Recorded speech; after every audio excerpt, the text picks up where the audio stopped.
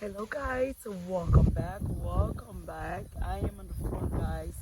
I don't know, it's been really windy since like past 2 days. That means the garden is really thirsty. It is so dry, very dry. But look at that. Oh my god, look at how beautiful is these flowers. And look at those big ones. They are very beautiful. But except I can't even put the sprinkler on now because the winds is going so strong. The water will go away.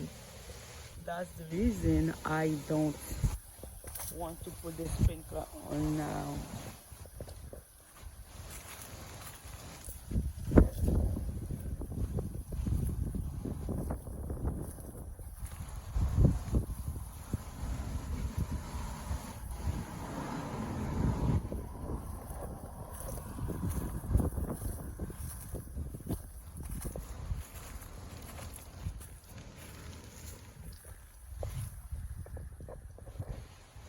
Thank you guys for watching.